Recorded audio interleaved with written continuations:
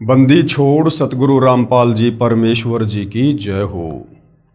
परमपिता परमात्मा सारी सृष्टि के रचनहार कुल मालिक असंख्य ब्रह्मांडों के स्वामी जगत गुरु तीनों लोकों में प्रवेश करके सबका धारण पोषण करने वाले राजाधिराज आत्माधार नाथों के नाथ देवों के देव महादेव सर्वेश्वर महेश्वर मृत्युंजय अजरो अमर आदि अनादि सनातनी प्रभु जगत पिता जगदीश्वर श्री श्री 1008 की उपाधि के वास्तविक अधिकारी अकाल मूरत सौद स्वरूपी राम वासुदेव सर्वगतम ब्रह्म परम पूज्य प्रथम पूज्य परम संत परम पुरुष परम धनी परम दयालु सत्य कबीर हक्का कबीर अल्लाहु कबीर अल्लाहु अकबर बाखबर अल्लाह ताला जगत के तारणहार जगत के मुक्तिदाता जगत के जगन्नाथ हारे के सहारे हिंदुओं के राम मुसलमानों के अल्लाह सिखों के वाहिगुरु ईसाइयों के मसीह दया के सागर दयानिधि करुणा के सागर करुणानिधि स्वयंभू परिभू संकट मोचन कष्ट हरण मंगल करण दुख भंजन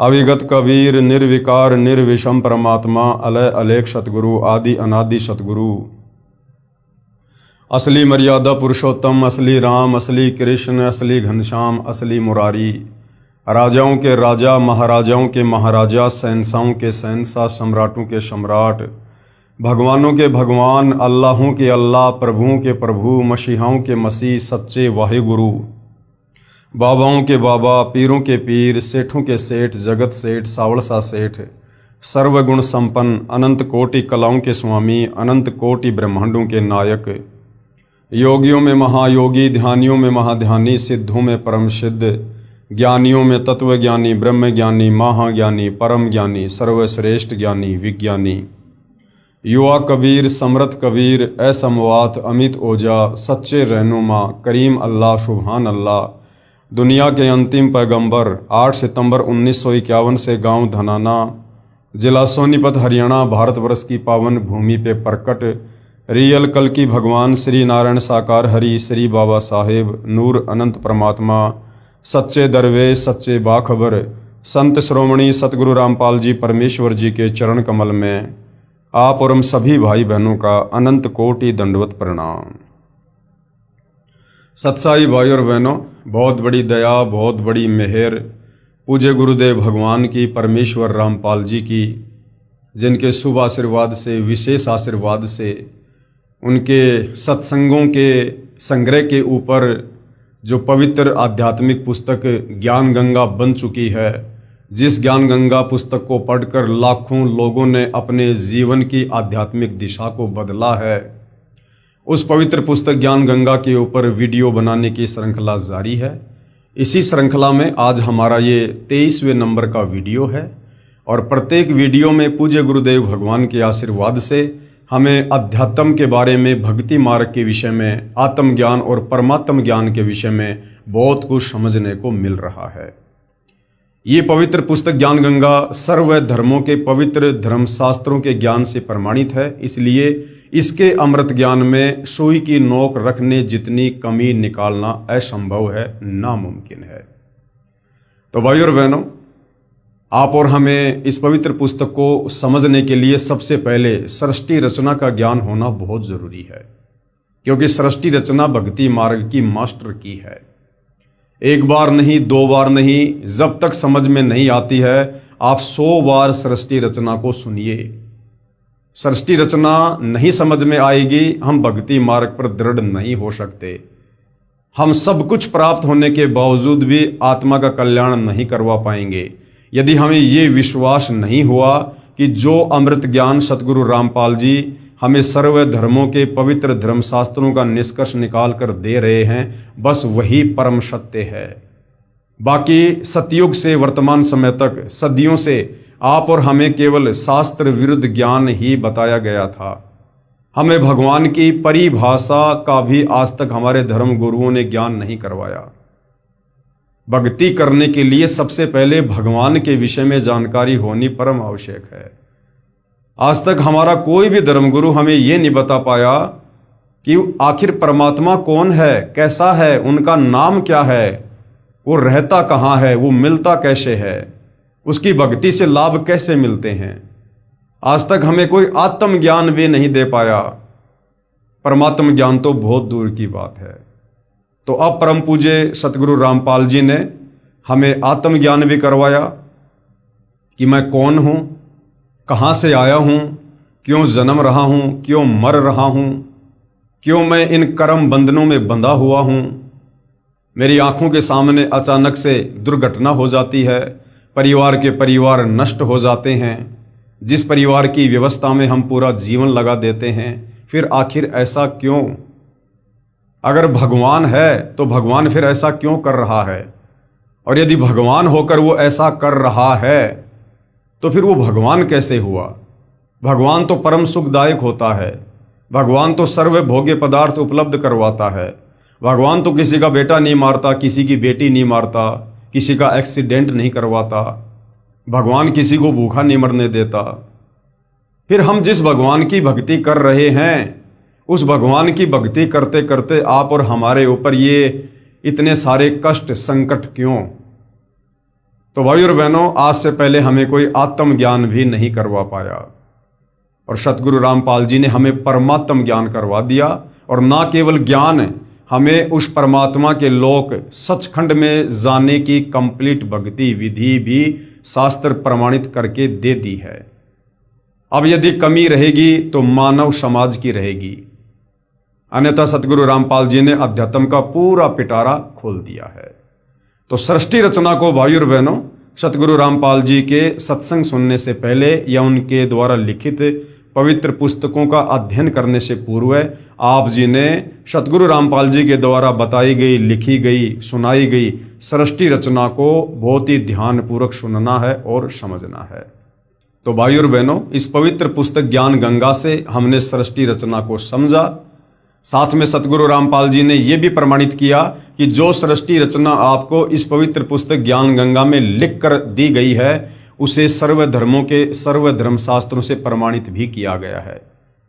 हिंदुओं के चारों वेद पवित्र गीता जी, ईसाइयों की बाइबल, सिखों का गुरु ग्रंथ साहिब और मुसलमान भाइयों की कुरान शरीफ, कुरान मजीद इस सृष्टि रचना का ज्यों का त्यों समर्थन कर रही है। बताइए फिर शक और संदेह की गुंजाइश कहाँ रह जाएगी।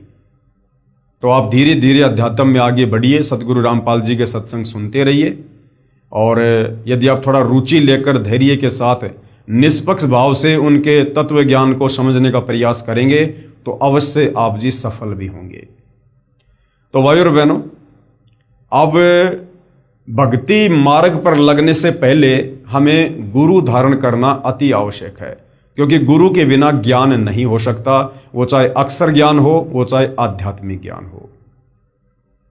हम अपने बच्चे को अक्षर ज्ञान करवाने के लिए, उसे एक सभ्य नागरिक बनाने के लिए और भविष्य में एक अच्छा व्यक्ति बनाने के लिए, ताकि वो अच्छा पढ़ लिख के डिग्री हासिल करे, एक अच्छी नौकरी प्राप्त करे या खुद का बिजनेस करे, जिससे वो पैसे कमाए, धन कमाए और अपने परिवार का वो अच्छे से पालन पोषण करे। उसके लिए हम अपने बच्चे को स्कूल भेजते हैं, गुरु के पास। ठीक इसी प्रकार भाई और बहनों, ये आध्यात्मिक ज्ञान है। अभी तक हमें किसी ने इस आध्यात्मिक ज्ञान के वो लाभ बताए ही नहीं, जिस कारण से हमारी रुचि इस अध्यात्म में आगे बढ़ने की नहीं बनी। अब सतगुरु रामपाल जी ने हमें सृष्टि रचना के माध्यम से बताया है कि बच्चों, तुम यहाँ के रहने वाले नहीं हो, तुम तो यहाँ पर कष्ट भोग रहे हो, कहर भोग रहे हो। छोटी मोटी नौकरी तो छोड़ो, यदि तुम पूरी पृथ्वी के राजा हो तो भी तुम यहाँ पर कष्ट भोग रहे हो, कहर भोग रहे हो। आज तुम्हें इस काल बलि ने धोखा देके तुम्हारे ही पुण्यों से तुम्हें राजा बना दिया, और राजा बनाकर अब ये तुम्हारे से इतने पाप करवा देगा कि अगले जन्मों में सीधा फिर ये उसे गधे की योनि में ठोकेगा। परमेश्वर की वाणी है, एक हरि की भक्ति बिन राजा गधा हो, माटी लदे कुम्हार की घास न डाले कोई। तो अब हमें इस आध्यात्मिक ज्ञान की आवश्यकता पड़ेगी, क्योंकि अब हमें जानकारी हो चुकी है कि हम इस काल के 21 ब्रह्मांड के निवासी नहीं हैं। हम सतलोक में रहा करते थे, हम अपनी गलती से इस काल के साथ यहाँ पर सजा भोगने के लिए आ गए हैं, और हम यहाँ युगों युगों से कर्म दंड भोग रहे हैं। हम सतलोक में रहा करते थे, वहाँ पर किसी चीज़ का अभाव नहीं था। सर्व सुविधा हमें कबीर परमेश्वर जी अपने कोटे से दिया करते थे। प्रत्येक वस्तु वहाँ पर निःशुल्क है। वहाँ ना कोई लक 84 योनियों का कष्ट है, ना वहाँ पर नरक में जाना होता है, ना वहाँ पर तपतशिला का कष्ट है, ना वहाँ जन्म और मरण की पीड़ा है, ना वहाँ कोई कार्य करना पड़ता है, ना वहाँ पर कोई लड़ाई झगड़ा, मान मुटाग, राग द्वेष, ईर्ष्या, छल कपट, धोखाधड़ी, मिलावट, काला बाजारी, रिश्वतखोरी, चोरी, जारी, ठगी, वहाँ कुछ भी नहीं है। वो सुख सागर है, वहाँ केवल सुख ही सुख है। और हम वहाँ पर अविनाशी रूप में रहते हैं। हम कभी नहीं मरते, हम कभी भी बूढ़े नहीं होते, किसी चीज़ का अभाव नहीं है। जो हम सुना करते थे दूध, दही, शहद, अमृत जल की नदियाँ, वो सतलोक में बहा करती हैं। तो भाइयों और बहनों, ऐसे सुखमय स्थान को छोड़कर हम अपनी नादानी के चलते इस काल के बहकावे में आकर, जब ये सतलोक में तप कर रहा था, हम पतिव्रता पद से नीचे गिरकर इसके ऊपर आसक्त हो गए, जिसकी सजा आज हम यहाँ इसके 21 ब्रह्मांडों में प्राप्त कर रहे हैं। तो जब ये ज्ञान सतगुरु रामपाल जी ने हमें बताया, समझाया, उसके बाद हमारी अध्यात्म में रुचि बनी कि वास्तव में यदि हमने कोई डिग्री हासिल करनी है तो हमने सतलोक की डिग्री हासिल करनी है। यदि वास्तव में हमने कहीं पर जाकर परमानेंट नौकरी करनी है तो सतलोक में करनी है। नौकरी का मतलब सदा सदा के सुख है। तो अब भाइयों और बहनों, मानव समाज की भक्ति मार्ग में रुचि बनेगी, क्योंकि अब हमें सतगुरु रामपाल जी के आशीर्वाद से यथार्थ भक्ति मार्ग मिला है। हमें कोई वास्तव में इस सृष्टि रचना को समझाने वाला मिला है। हमें वास्तव में आज सतगुरु रामपाल जी ने बताया कि भगवान कौन है, कैसा है, कहाँ रहता है और कैसे मिलेगा। वो भगवान तो हमारे पीछे युगों युगों से पड़ा हुआ है। हमें सतलोक ले चलने के लिए हम अपनी नादानी के चलते उन पर विश्वास नहीं कर पाते हैं, जिस कारण से हम धोखा खा जाते हैं। तो भाई और बहनों, अब हम सबकी रुचि बनेगी, क्योंकि अब हमें सृष्टि रचना का ज्ञान हो चुका है। अब हमें इस काल के 21 ब्रह्मांडों की रचना का ज्ञान हो चुका है कि क्यों इसने ब्रह्मा विष्णु महेश को एक एक गुण युक्त करके आप और हमें यहाँ पर अपने जाल में फंसा रखा है। इसको प्रतिदिन 1 लाख मानव शरीरधारी आत्माओं के सूक्ष्म शरीर से निकली वासना खानी पड़ती है, जिस कारण से ये हमें अपने भोजन के रूप में यहाँ पर पैदा करवाता है और हम इसी प्रकार से अपना कर्मदंड भोगते रहते हैं। तो भाई और बहनों, ज्ञान से भय होता है और भय से फिर इस भक्ति में रुचि बनती है। इसलिए अब पूरे विश्व का मानव समाज आने वाले समय में सतगुरु रामपाल जी की शरण में होगा और सभी लोग भक्ति करके अपनी आत्मा का कल्याण करवाएंगे।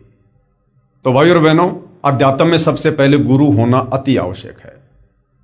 अब गांव गांव में, नगर नगर में गुरु बैठे हैं। कोई गेरुआ वस्त्र पहन के, कोई काला वस्त्र पहन के, कोई लाल वस्त्र पहन के, कोई पीताम्बर पहन के, कोई लंबी लंबी जटा बढ़ा के, कोई बिल्कुल सफाचट करवा के, कोई धारा प्रवाह कथा करता है, कोई संस्कृत भाषा में कथा करता है, किसी की करोड़ों में संगत है, कोई मंत्रियों के पास जाता है, किसी के पास मंत्री जाते हैं। तो हम लोग सोचते हैं कि संत महात्मा गुरुजन तो ये हैं जिनके करोड़ों में भगत हैं। लेकिन भाइयों और बहनों, बाहरी दिखावे से, बाहरी आडंबर से एक पूर्ण गुरु होने का कोई संबंध नहीं है। परमात्मा जी कहते हैं, कंठी माला सुमरणी पहनने से क्या हो, ऊपर तो ढूंढा साधु का लेकिन अंतर राख्या खोई। तो भाइयों और बहनों, हमारे शास्त्र ही हमें बताएंगे, समझाएंगे कि वास्तव में पूर्ण गुरु कौन होता है, तत्वदर्शी संत कौन होता है। तो गीता जी अध्याय 15 श्लोक नंबर 1 से 4 और 17 में, गीता अध्याय 4 श्लोक नंबर 34 में हमें तत्वदर्शी संत की पहचान बताई गई है, जो सतगुरु रामपाल जी ने हमें गीता जी को पढ़ाते समय बताया।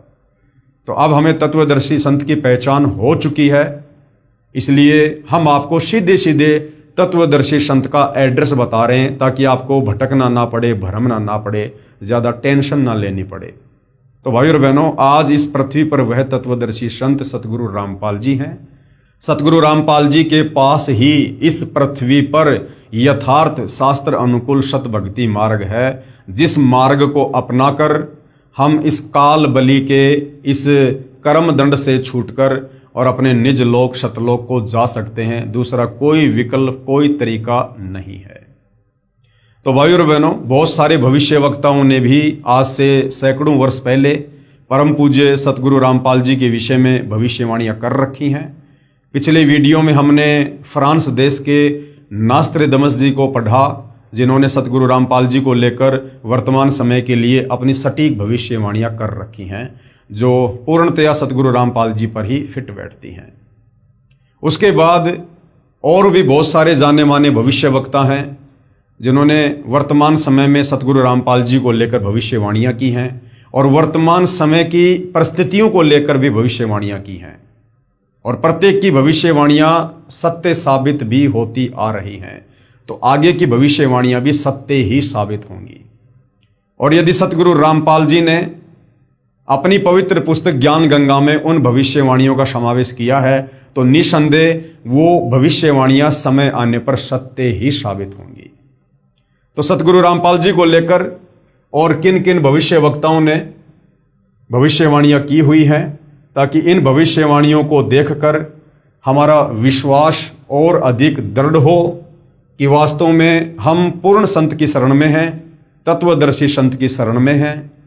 और यदि हम आजीवन मर्यादा में रहकर इस भक्ति मार्ग पर लगे रहे तो हमारी आत्मा का कल्याण इसी जन्म में 100% पक्का है। तो यहां पर लिखा है, सतगुरु रामपाल जी महाराज के समर्थन में अन्य भविष्यवक्ताओं की भविष्यवाणियां। इंग्लैंड के ज्योतिषी कीरो ने सन 1925 में लिखी पुस्तक में भविष्यवाणी की है, 20वीं सदी अर्थात सन 2000 ईस्वी के उत्तरार्ध में, यानी सन 1950 के पश्चात उत्पन्न संत ही विश्व में एक नई सभ्यता लाएगा। तो सतगुरु रामपाल जी का जो प्राकाट्य है वो 8 सितंबर 1951 को हुआ, यानी 20वीं सदी जब आधी गुजर गई 1950, उसके बाद जो संत प्रकट होगा और पूरे विश्व में आध्यात्मिक क्रांति के द्वारा परिवर्तन लेकर आएगा, तो ये सतगुरु रामपाल जी के ऊपर बिल्कुल सटीक बैठती है, क्योंकि 8 सितंबर 1951 को सतगुरु रामपाल जी का धरती पर प्राकाट्य होता है। सन 1950 के बाद उत्पन्न संत ही विश्व में एक नई सभ्यता लाएगा। अब भाइयों और बहनों, कुछ एक शब्द ऐसे हैं जो सतगुरु रामपाल जी के साथ में यदि हम प्रयोग करेंगे तो थोड़े से विरोधाभास वाली बात हो जाती है, क्योंकि ये जितने भी भविष्यवक्ता हैं ये केवल अपने पूर्व जन्मों की भक्ति कमाई के कारण ये भविष्य को देखते हैं, और जैसा ये लोग देखते हैं वैसा ही ये लोग लिख देते हैं, बता देते हैं। इन्हें संत के विषय में, भक्ति के विषय में, भक्ति मार्ग के विषय में इन्हें कुछ नहीं पता होता है। ये केवल उतना ही बताते हैं जितना ये लोग देखते हैं।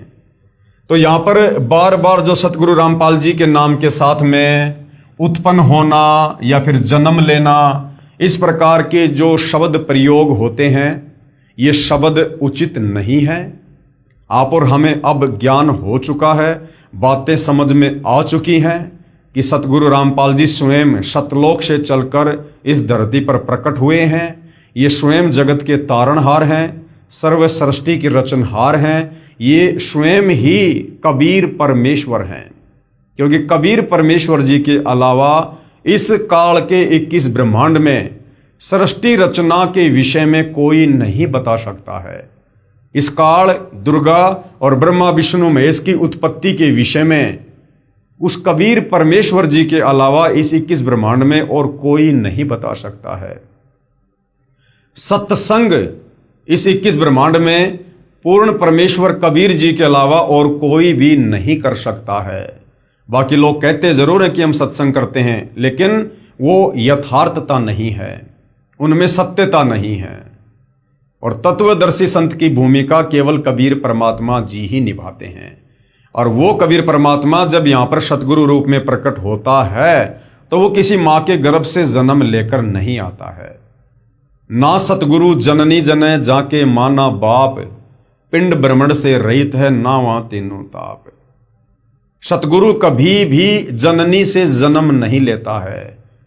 अब भाइयों और बहनों, परिस्थितियों के अनुसार, देश काल और परिस्थितियों के अनुसार ये कबीर परमात्मा कुछ भी लीला कर सकते हैं। हमारी चरम दृष्टि को धोखा देते हुए, इस काल बलि को धोखा देते हुए ये परमात्मा वर्तमान समय 8 सितंबर 1951 को हुए तो हैं प्रकट, लेकिन लीला ऐसी अजब गजब करते हैं कि जैसे उनका मां के गर्भ से जन्म हुआ है। ये भाइयों और बहनों बहुत ही एक लंबा विषय है। इसके ऊपर दास बहुत सारे वीडियो बना चुका है। आप जी सोशल मीडिया पर देख सकते हैं कि सतगुरु रामपाल जी का जन्म हुआ है या फिर वे प्रकट हुए हैं। आपको भली भांति समझ में आ जाएगा। तो ये भविष्य वक्ता जैसा देखते हैं, यानी जितना इनकी बुद्धि काम करती है, ये केवल उतना ही बता सकते हैं। तो क्या कहा गया है, 20वीं सदी अर्थात सन 2000 ईस्वी के उत्तरार्ध में सन 1950 के पश्चात उत्पन्न संत ही विश्व में एक नई सभ्यता लाएगा, जो कि सतगुरु रामपाल जी के लिए इशारा है, जो संपूर्ण विश्व में फैल जाएगी। भारत का वह एक व्यक्ति, अब देखिए सतगुरु रामपाल जी व्यक्ति नहीं है। अब दिखाई जरूर एक व्यक्ति की बातें दे रहे हैं, दिखाई जरूर एक साधारण से आदमी या संत की तरह दिखाई दे रहे हैं, लेकिन इनका जो व्यक्तित्व है वो पिछली भविष्यवाणी में नास्त्रदमस जी ने बता दिया कि वो तेज पुंज का धनी होगा। उसका जो व्यक्तित्व है वो तेज पुंज का होगा। अब एक होता है तेज पुंज यानी नूरी शरीर, और एक होता है 5 तत्व का शरीर। जैसे आप और हमारा ये 5 तत्व से बना शरीर है, हाड़ मांस साम लार टट्टी पेशाब थूक। और जो नूरी शरीर होता है वो पारदर्शी होता है।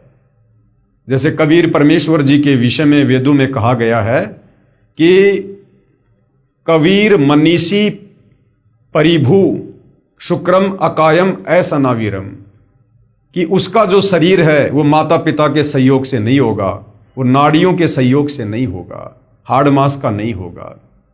तो भाई और बहनों, जैसा इस काललोक की व्यवस्था है, उस व्यवस्था के अनुसार परमेश्वर आप और हमें ये आध्यात्मिक ज्ञान समझाने के लिए एक आम व्यक्ति बनकर, एक आम संत बनकर भूमिका करते हैं। परंतु असल में जिस दिन हमारी आध्यात्मिक चेतना जागृत होगी, हम पूर्ण संत की परिभाषा से, तत्वदर्शी संत की परिभाषा से परिचित होंगे, तब हमें पता चलेगा कि वास्तव में सतगुरु रामपाल जी कौन हैं और वो जन्म लेते हैं या फिर वे प्रकट होते हैं। जो संपूर्ण विश्व में फैल जाएगी, भारत का वह व्यक्ति सारे संसार में ज्ञान क्रांति ला देगा। उसके बाद में भविष्य वक्ता श्री वेजिलेटिन के अनुसार 20वीं सदी के उत्तरार्ध में यानी 1950 के बाद में विश्व में आपसी प्रेम का अभाव, मानवता का हास यानी गिरावट और माया की संग्रह की दौड़ यानी दुनिया केवल पैसा पैसा लूटना चाहेगी, लूट व राजनेताओं का अन्यायी हो जाना आदि आदि बहुत से उत्पात देखने को मिलेंगे और बखूबी देखने को मिल भी रहे हैं। जैसा भविष्यवाणी में लिखा है, सन 1950 के बाद वैसा ही होता आया है। परंतु भारत से उत्पन्न हुई शांति, अब भारत से शांति कैसे उत्पन्न होगी? एक बार तो पूरे विश्व में आने वाले समय में अशांति होगी, क्योंकि हम युग परिवर्तन के दौर में हैं। हम वर्तमान में मई 2026 में ये वीडियो बना रहे हैं और 2028 का जो समय है वो युग परिवर्तन का निर्धारित समय है। और आगे आप जी भविष्यवाणी में पढ़ोगे कि युग परिवर्तन प्रकृति का अटल नियम है। तो एक बार तो भाइयों और बहनों अशांति आएगी, लेकिन उसके बाद सतगुरु रामपाल जी के आशीर्वाद से पूरे विश्व में जो शांति आएगी वो हजारों साल तक स्थिर रहेगी। परंतु भारत से उत्पन्न हुई शांति भ्रातृत्व भाव पर आधारित नई सभ्यता संसार में देश प्रांत और जाति की सीमाएं तोड़कर विश्व भर में अमन व चैन उत्पन्न कर देगी। यानी सतगुरु रामपाल जी के तत्व ज्ञान के प्रभाव से आने वाले समय में युग परिवर्तन के बाद जितनी अच्छी आत्माएं धरती पर बचेंगी वे सभी आत्माएं सतगुरु रामपाल जी की शरण में होंगी। और सतगुरु रामपाल जी का नारा है कि जीव हमारी जाति है, मानव धर्म हमारा, हिंदू मुस्लिम सिख ईसाई धर्म नहीं कोई न्यारा। केवल पूरी पृथ्वी पर एक आदि सनातन धर्म रह जाएगा। तो उसके बाद में आपसी भाईचारा, प्रेम भाव, शांति, ये जाति और धर्म की दीवारें ढहा दी जाएंगी। सबको अपनी औकात का, अपनी हैसियत का पता चल जाएगा कि हम तो जीव संज्ञा में हैं, चाहे देश का प्रधानमंत्री क्यों ना है। अगर कल को लकवा मार गया, 2 कोड़ी का जीव है। इस काल ने जबरदस्ती हमारे अंदर गुब्बारे की तरह हवा भरा के आसमान में छोड़ रखा है। अंदर से हम बिल्कुल खाली हैं, कुछ लेना देना नहीं है। आज प्रधानमंत्री हैं, भक्ति नहीं की, कल को गधा बना के छोड़ देगा। तो इस ज्ञान से लोगों को पता चलेगा कि हम क्यों माया की दौड़ में भाग रहे हैं। हमने सब कुछ यहीं छोड़ के चले जाना है। ना कोई लेके आया, ना कोई लेके जाएगा। नंगे आए थे, नंगे जाएंगे। तो हमें ये आध्यात्मिक ज्ञान से पता चलेगा कि हमने तो यहां पर मनुष्य जन्म प्राप्त करके, पूर्ण संत की खोज करके अपनी आत्मा का कल्याण करवाना चाहिए था, ताकि हम गधे, कुत्ते, सूअर बनने से बचें, नरक में जाकर पीड़ा भोगने से बचें, तपस्या के कष्ट से बचें, जन्म मरण और बुढ़ापे की पीड़ाओं से हम बचें। लेकिन आध्यात्मिक ज्ञान के अभाव से आप और हम यहाँ पर केवल धन जोड़ना, बड़ी बड़ी नौकरी प्राप्त करना, राजनीतिक ये पद प्राप्त करना, समाज में मान बढ़ाई, अहंकार और दिखावे में आकर बहुत बड़ा आदमी बनने की चाहत मन में रखना, हम केवल इन चीजों में उलझ कर रह गए काल प्रेरणा से। अब सतगुरु रामपाल जी ने हमें भक्ति मार्ग से जोड़कर, हमें आध्यात्मिक ज्ञान से परिचित करवाकर, आत्म और परमात्म ज्ञान से रूबरू करवाकर अब हमारी आंखें खोल दी हैं, जो आंखें हमारी इस काल ने बंद कर रखी थी। तो अब इस ज्ञान के प्रभाव से आने वाले समय में, वर्तमान में जो हाहाकार देश और दुनिया में मचा हुआ है, वो धीरे धीरे समाप्त होगा और एक लंबी शांति उत्पन्न होगी, विश्व भर में अमन व चैन उत्पन्न करेगी। उसके बाद में अमेरिका की महिला भविष्यवक्ता है जीन डिक्सन। इनके अनुसार 20वीं सदी के अंत से पहले, यानी सन 2001 से पहले, विश्व में एक घोर हाहाकार तथा मानवता का संहार होगा। वैचारिक युद्ध के बाद आध्यात्मिकता पर आधारित एक नई सभ्यता संभवतः भारत के ग्रामीण परिवार के व्यक्ति के नेतृत्व में जमेगी और संसार से युद्ध को सदा सदा के लिए विदा कर देगी। यानी भारत का एक व्यक्ति, उन लोगों के अनुसार व्यक्ति, हमारे अनुसार परम पूज्य सतगुरु रामपाल जी, वे एक ग्रामीण परिवार से होंगे और उनके नेतृत्व में संसार से युद्ध को सदा सदा के लिए विदा कर दिया जाएगा। तो सन 2028 के बाद धीरे धीरे जो विश्व में फिर से शांति की स्थापना होनी शुरू होगी और जब सतगुरु रामपाल जी का ज्ञान सर्वत्र फैल जाएगा, सब उनके अनुयायी होंगे और पूरे विश्व की सत्ता, पूरे विश्व की बागडोर कुछ समय के लिए सतगुरु रामपाल जी के हाथों में होगी और वापस सतलोक जाने से पहले सतगुरु रामपाल जी पूरे विश्व में शांति और भाईचारे का माहौल पैदा करके जाएंगे।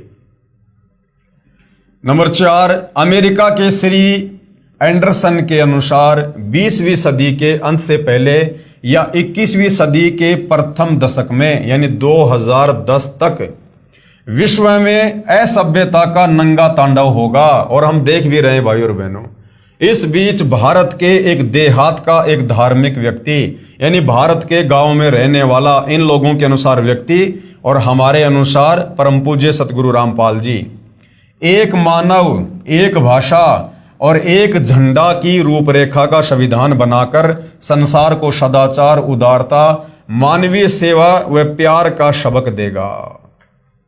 एक मानव, यानी सबको पता चलेगा कि हमारा एक ही धर्म है, मानव धर्म। जीव हमारी जाति है, मानव धर्म हमारा, हिंदू, मुस्लिम, सिख, ईसाई धर्म नहीं कोई न्यारा। एक आदि सनातन धर्म होगा, अर्थात सबका मानव धर्म होगा। तो सतगुरु रामपाल जी सबको एक सूत्र में जोड़कर जाएंगे। ये धर्म की दीवारों को ढहा दिया जाएगा और सब एक अच्छे मानव की भूमिका निभाएंगे। लोगों में मानवता होगी, इंसानियत होगी, सदाचारी होंगे। तो एक मानव यानी सबका एक मानव धर्म होगा। एक भाषा, सतगुरु रामपाल जी हमें जो तत्व ज्ञान दे रहे हैं, ये तत्व ज्ञान पूरे विश्व की भाषा होगी, अर्थात पूरा विश्व सतगुरु रामपाल जी के बताए अनुसार भक्ति करेगा। और एक झंडे का मतलब है पूरे विश्व में सतगुरु रामपाल जी का ही साम्राज्य होगा। यह है मसीहा। अब देखिए भाई और बहनों, ये जो भविष्य वक्ता होते हैं ये कभी तो कह रहे हैं कि व्यक्ति, फिर कह रहे हैं कि एक मसीहा। अब मसीहा में और व्यक्ति में रात और दिन का अंतर होता है। एक व्यक्ति कभी मसीहा नहीं हो सकता। मसीहा का मतलब है परमात्मा, भगवान, मालिक। यह है मसीहा सन 1999 तक विश्व में आगे आने वाले हजारों वर्षों के लिए धर्म व सुख शांति भर देगा।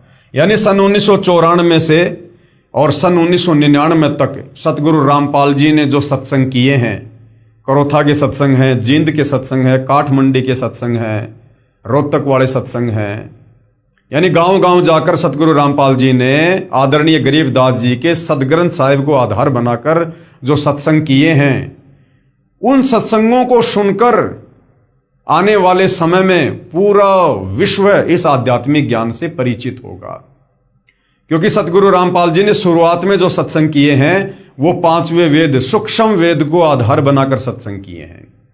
यानी वास्तव में जिनको हम सत्संग कह सकते हैं, वास्तव में जो आत्मा की खुराक है, वो सन 1994 से लेकर सन 1999 तक सतगुरु रामपाल जी के द्वारा किए गए सत्संग है।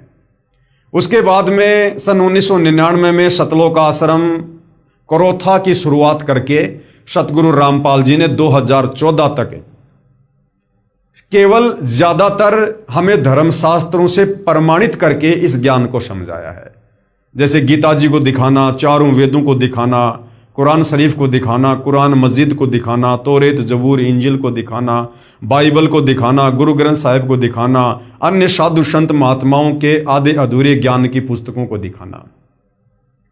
तो सन 2000 से 2014 तक तो सतगुरु रामपाल जी ने आप और हमें समझाने के लिए कि जो ज्ञान उन्होंने सन 1994 से 1999 तक कहा है, 5वें वेद, सूक्ष्म वेद को आधार बनाकर, वो परम सत्य है। हमें उस पर विश्वास करवाने के लिए उन्होंने ये हमारे धर्मशास्त्र दिखाए कि भाई तुम्हें जो ज्ञान दिया जा रहा है ये ज्ञान तुम्हारे ही धर्म की पवित्र पुस्तकों से प्रमाणित है, तुम विश्वास करो। तो सन 1994 से 1999 तक जो सत्संग सतगुरु रामपाल जी ने 5वें वेद, सूक्ष्म वेद को आधार बनाकर किए हैं, इन सत्संगों को सुनकर ये आत्मा जागृत होगी। नंबर 5, हॉलैंड के भविष्य दृष्टा श्री गेरार्ड क्राइसे के अनुसार 20वीं सदी के अंत से पहले यानी सन 2000 से पहले या 21वीं सदी के प्रथम दशक में यानी 2010 तक भयंकर युद्ध के कारण कई देशों का अस्तित्व ही मिट जाएगा। अब देखिए भाइयों और बहनों, ये भविष्यवाणियां हैं। ये भविष्य वक्ता केवल उतना ही बता सकते हैं जितना वो देखते हैं। अब वो जो देख रहे हैं उसको आगे बढ़ाना, कम करना, ये फिर परमात्मा के हाथ में है। सतगुरु जो चाहे सो कर ही, 14 कोटि दूत यम डर ही, ओत भूत जम त्रास निवारे और चित्र गुप्त के कागज पाड़े। कहते मासा घटे ना तिल बदे विधाता लिखे जो लेख। ये भविष्य वक्ता जो बता रहे हैं ये विधाता का लिखा हुआ लेख था। मासा घटे ना तिल बदे विधाता लिखे जो लेख, पर साचा सतगुरु मेट कर ऊपर मार दे मेख। ये सन 2012 में ये विश्व युद्ध होना था, अनेक देशों का अस्तित्व मिट जाना था। भाइयों और बहनों, यदि आप लोगों को याद हो तो थोड़ा सा विचार कीजिए। दास का जन्म सन 1984 में हुआ और सन 1999 का समय आते आते हम सुना करते थे, बड़े जोर शोरों से भविष्यवाणियां थी, हर तरफ चर्चा थी कि 1999 में जो है दुनिया खत्म हो जाएगी, दुनिया खत्म हो जाएगी। भाइयों और बहनों, 1999 में दुनिया खत्म होनी थी, क्योंकि 1999 में तीसरा विश्व युद्ध होना था। लेकिन धरती पर सतगुरु रामपाल जी के रूप में वो परम शक्ति भी प्रकट हो चुकी थी। और सन 1994 से सतगुरु रामपाल जी ने ये आध्यात्मिक ज्ञान आगे देना शुरू किया। और इतने कम समय में 1994 से लेकर 1999 तक इस ज्ञान को पूरे विश्व में नहीं फैलाया जा सकता था। इसलिए सतगुरु रामपाल जी ने उस समय को आगे बढ़ाया कि इस ज्ञान को और ज्यादा फैलाया जाए। आत्माएं इस ज्ञान को सुनकर समझकर तत्वदर्शी संत की शरण में आकर अपना बचाव करें, अपने परिवार का बचाव करें। इस समय को बढ़ाया गया सन 2012 तक। और जब सन 2012 आया, उस समय फिर से पूरे विश्व में यही चर्चा थी कि 2012 में दुनिया खत्म होगी, दुनिया तबाह हो जाएगी। लेकिन 2012 तक भी सतगुरु रामपाल जी ने देखा कि जिस स्पीड से यह ज्ञान पूरे विश्व में जाना था, अभी तक नहीं जा पाया है। अभी तक उनकी पुण्यात्माओं तक यह ज्ञान नहीं पहुंच पाया है। इसलिए भाई और बहनों, समय को बढ़ाना या घटाना यह परम संत के हाथ में होता है। समय की चाबी परम संत के हाथ में होती है। 21 ब्रह्मांड का रिमोट परम संत के हाथ में है। अब वर्तमान में सतगुरु रामपाल जी के हाथों में है।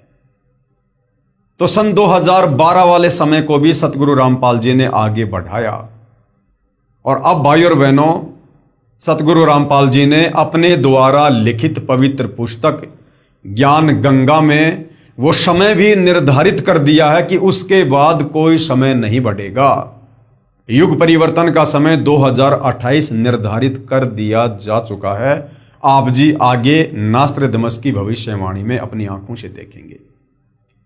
तो अब भाई और बहनों, 2028 के बाद किसी को समय नहीं मिलेगा, कोई चांस नहीं मिलेगा। इसलिए आप लोगों तक ये ज्ञान पहुंचाने के लिए दिन रात सतगुरु रामपाल जी भी प्रयास कर रहे हैं और उनके आशीर्वाद से हमारे जैसे तुच्छ दास भी इस सेवा में लगे हुए हैं। तो हमारी प्रार्थना है भाई और बहनों कि आप जी परम संत सतगुरु रामपाल जी के सत्संग यूट्यूब पर सुनिए और उनके ज्ञान को सुनकर, क्योंकि समय बहुत कम है, ज्यादा नहीं है। कब और किस समय यहां पर क्या घटना घटित हो जाएगी अब कोई भरोसा नहीं है, क्योंकि हम मई 2026 में जी रहे हैं और 2028 युग परिवर्तन का निर्धारित समय है। यानी मात्र हमारे पास में मान के चलिए 16 महीने हैं। इसलिए आप जी अविलंब इस ज्ञान को सुनकर समझकर सतगुरु रामपाल जी के चरणों में नतमस्तक हो जाइए। तो यहां पर जो सन 2010 के आसपास में भयंकर युद्ध की जो बात की जा रही है कि जिसके चलते कई देशों का अस्तित्व ही मिट जाएगा, ये वास्तव में ऐसा ही होना था। परंतु भारत का एक महापुरुष संपूर्ण विश्व को मानवता के एक सूत्र में बांध देगा। वह हिंसा, फूट, दुराचार, कपट आदि संसार से सदा के लिए मिटा देगा। देखो भाई और बहनों, ये इस प्रकार के युद्ध क्यों होते हैं? ये इस प्रकार के बड़े बड़े युद्ध क्यों होते हैं? इतनी बड़े स्तर पर जनहानि और ये मानव हानि क्यों होती है? क्योंकि जब इस पृथ्वी पर पाप आवश्यकता से ज्यादा बढ़ जाता है, उस समय यहां पर इस प्रकार के कहर टूटते हैं, कष्ट आते हैं देश दुनिया पर। और जब जब ये युद्ध हुए हैं इस प्रकार के, जैसे त्रेता युग में राम रावण युद्ध हुआ, करोड़ों लोग मारे गए। द्वापर में महाभारत हुआ, 18 करोड़ लोग मारे गए। 56 करोड़ यादव आपस में कट के दुर्वासा ऋषि के श्राप के कारण मिट गए। क्यों हुआ? क्योंकि उस दौरान पृथ्वी पर पाप कर्म का दबाव ज्यादा हो गया था। तो भाई और बहनों, ये जो वर्तमान का समय है, इस समय इस पृथ्वी पर पाप कर्मों का दबाव बहुत ज्यादा है। और ये पाप कर्मों का दबाव वर्तमान में इतना ज्यादा हो गया था कि 1999 में भयंकर युद्ध होना था और कई देशों का अस्तित्व समाप्त हो जाना था। लेकिन कारण आपको बता दिया गया है कि सतगुरु रामपाल जी के आशीर्वाद से यह समय आगे बढ़ाया गया है। और भाई और बहनों, आगे समय क्यों बढ़ा है उसका भी एक रीजन होता है। जब यहां पाप कर्म बढ़ता है तो इस प्रकार की परिस्थितियां पैदा होती हैं, और जब यहां पर धर्म कर्म ज्यादा बढ़ जाता है, जब पुण्य ज्यादा बढ़ जाते हैं, तो पाप के ऊपर लगाम लग जाती है। तो सतगुरु रामपाल जी ने सन 1994 से जो सत भक्ति की शुरुआत हम आत्माओं से करवाई है, उसके बाद सतगुरु रामपाल जी ने हमें घर घर पर 5 यज्ञ करने के निर्देश दिए हैं। एक यज्ञ है ज्ञान की, दूजी यज्ञ है ध्यान, तीजी यज्ञ है हवन की, चौथी यज्ञ प्रणाम और 5वीं यज्ञ है धर्म भंडारे। तो ये 5 यज्ञ लगभग 20-25 वर्षों से, सन 1994 से सतगुरु रामपाल जी के भक्तों के द्वारा घर घर में किए जा रहे हैं। और ये यज्ञ इतनी जबरदस्त हैं कि इनका जो प्रतिफल है वो बहुत ही ज्यादा है। साथ में सतगुरु रामपाल जी ने हमें जो शत भक्ति मंत्र दिए हैं वो शास्त्रों से प्रमाणित हैं। उन थोड़े से मंत्रों के जाप से बहुत ज्यादा लाभ साधक को मिलता है और आसपास का जो वातावरण है वो भी शांतिमय बनता है। जिस प्रकार भाई और बहनों, मान लीजिए मेरे घर में हलवा बन रहा है, ठीक है, हलवा मेरे घर में बन रहा है तो हलवा तो मैं खाऊंगा, विशेष लाभ तो मैं ही प्राप्त करूंगा, परंतु महक पड़ोसी के घर में भी जाएगी और हलवे की महक बड़ी अच्छी होती है। हलवे की महक को लेकर पड़ोसी भी प्रसन्न होता है, आनंदित होता है। इसी प्रकार सतगुरु रामपाल जी ने जो शास्त्र अनुकूल शत भक्ति दी है, जो 5 यज्ञ वे अपने अनुयायियों से घर घर में करवा रहे हैं, उनके भगत जो शत भक्ति मंत्रों का जाप कर रहे हैं, जो इन देवताओं के बीज मंत्र हैं, मूल मंत्र हैं, परमेश्वर के मंत्र हैं, और सतगुरु रामपाल जी के मुख कमल से जो सत्संग गांव गांव नगर नगर घर घर में चल रहे हैं, परम संत के मुख से उच्चारित वाणी से ऑटोमेटिक शांतिमय माहौल पैदा होता है, क्योंकि ये आत्मा की खुराक है। और दूसरी बात भाई और बहनों, जब स्वयं सारी सृष्टि का मालिक, असंख्य ब्रह्मांडों का परमपिता परमात्मा जब इस धरती पर स्वयं प्रकट हो जाता है संत रूप में, सतगुरु रूप में, तो भाई और बहनों वो अनहोनी को होनी में और होनी को अनहोनी में भी बदल देता है।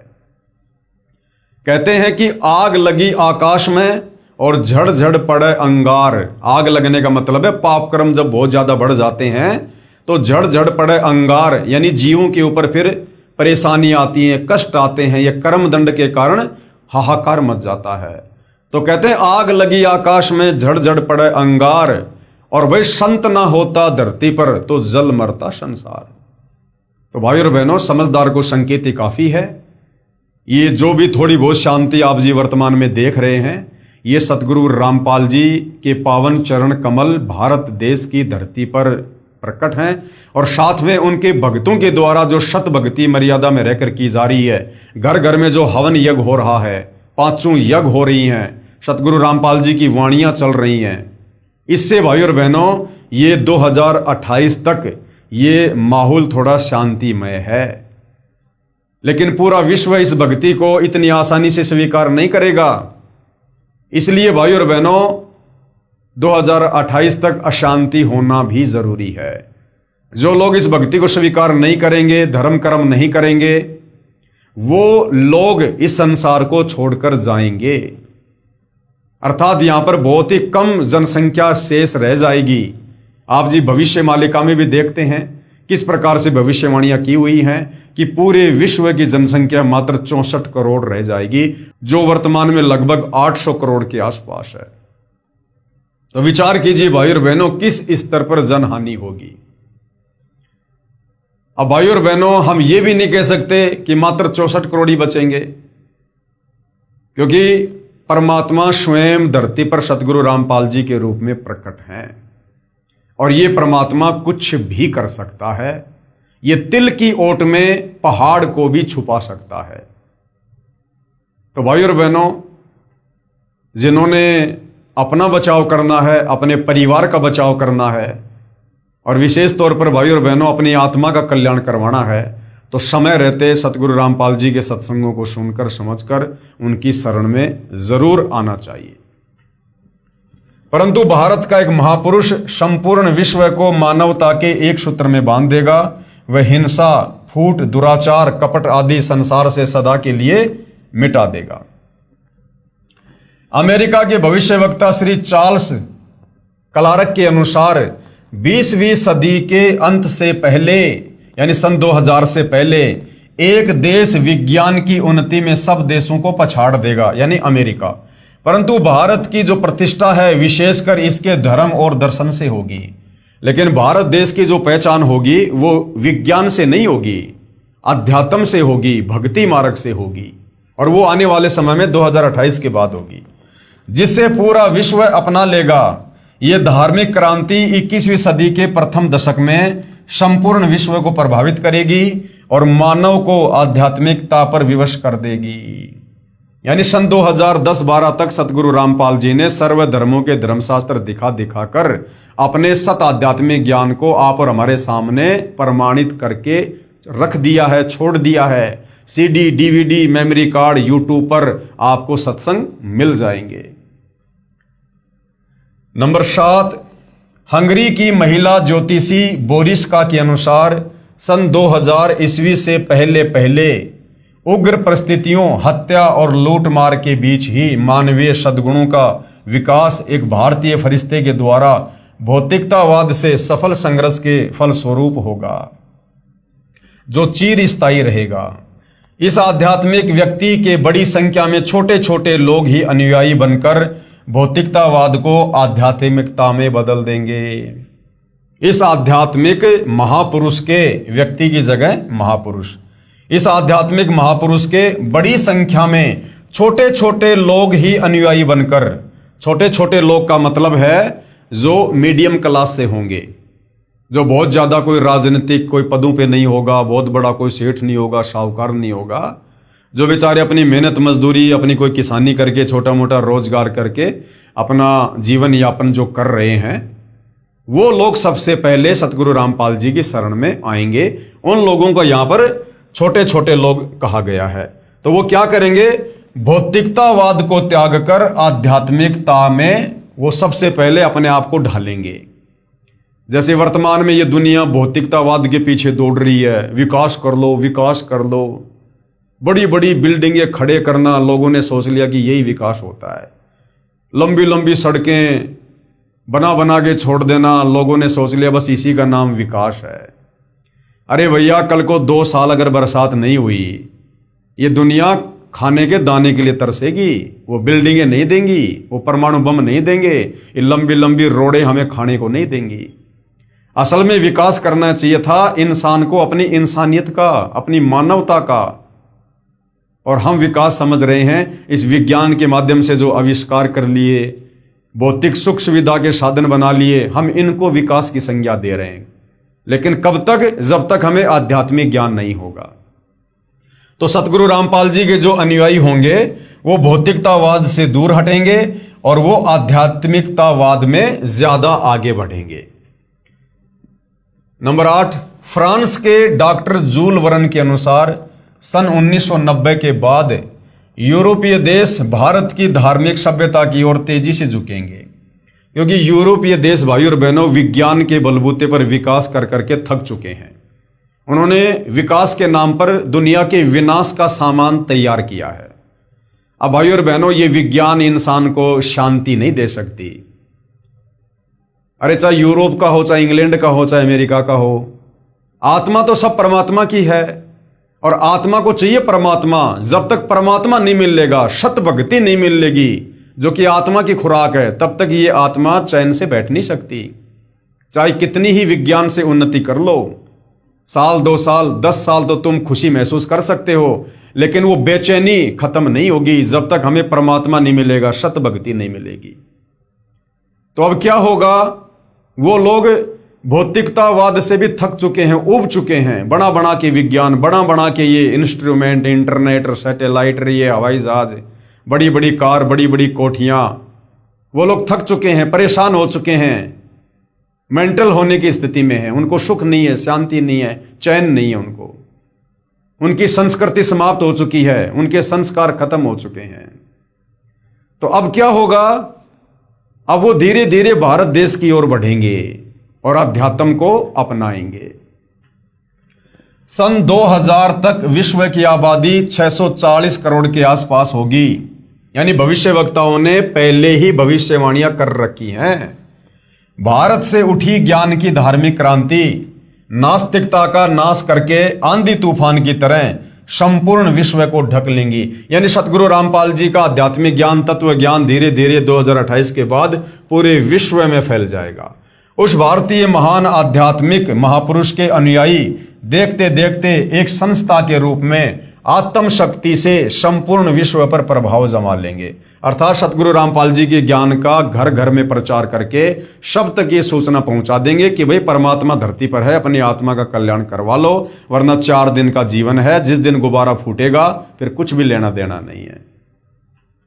नंबर 9, फ्रांस के नास्त्रेदमस के अनुसार विश्व भर में सैनिक क्रांतियों के बाद थोड़े से ही अच्छे लोग संसार को अच्छा बनाएंगे।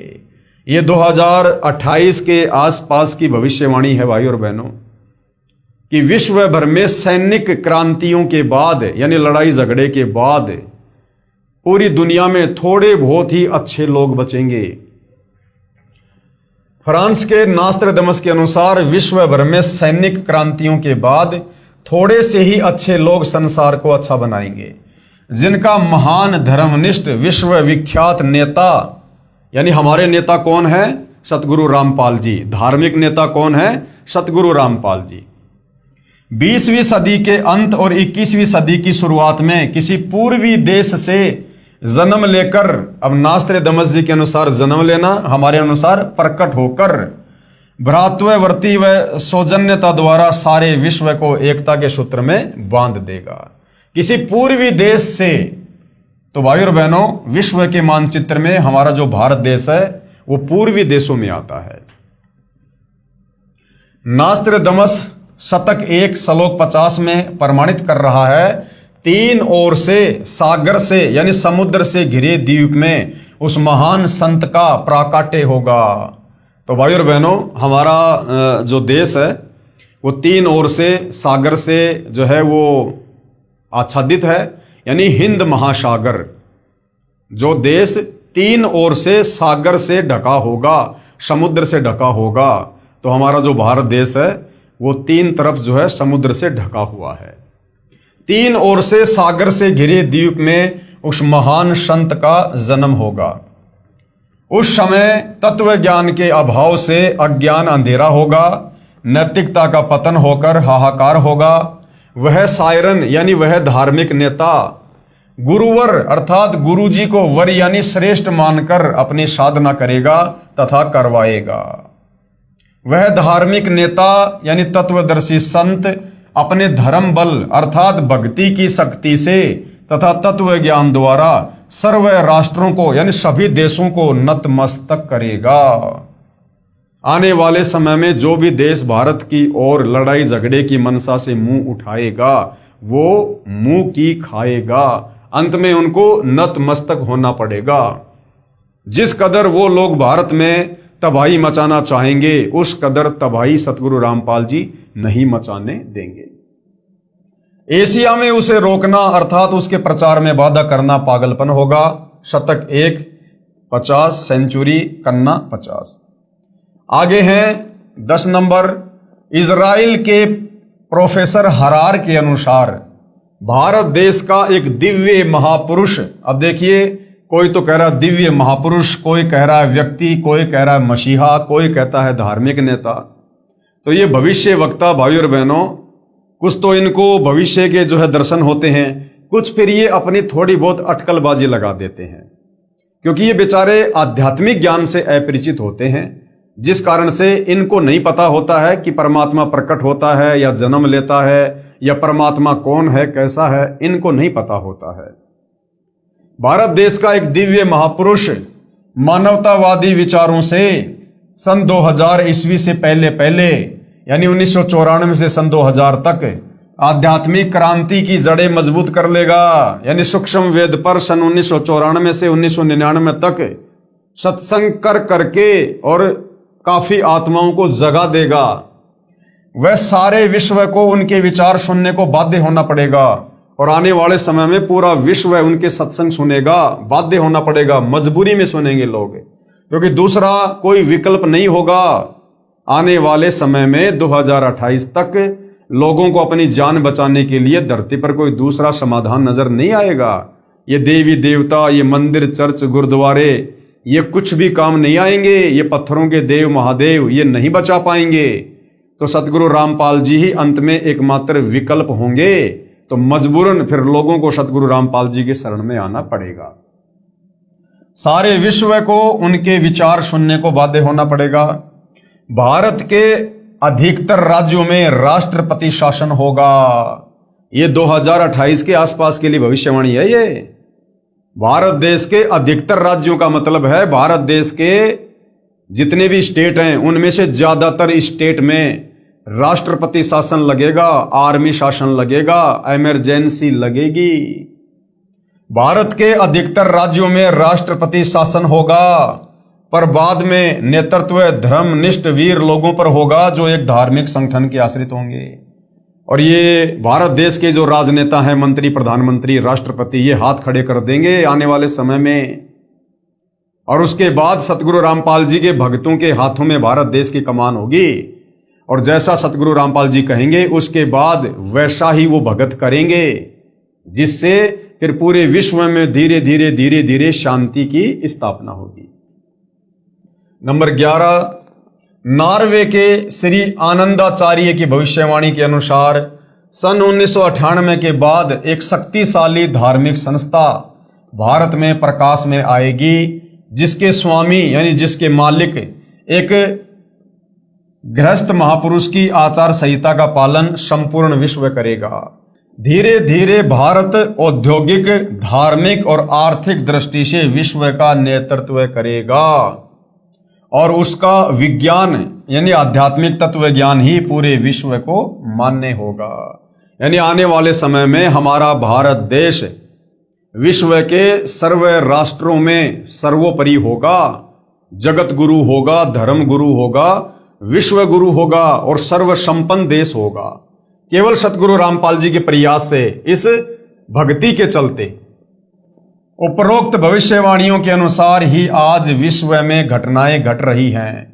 युग परिवर्तन प्रकृति का अटल सिद्धांत है। ध्यान से पढ़ लो भाई और बहनों। जो युग परिवर्तन जिसका निर्धारित समय सतगुरु रामपाल जी ने इसी पुस्तक में आगे सन 1905 से लेकर 1928 तक अन्य भविष्य वक्ताओं से रखवा दिया है। तो यहां पर क्या कहा जा रहा है कि वो युग परिवर्तन प्रकृति का अटल सिद्धांत है। यानी ये युग परिवर्तन वर्तमान में भी होके रहेगा। और जब जब युग परिवर्तन होता है भयंकर त्राहिमाम होता है।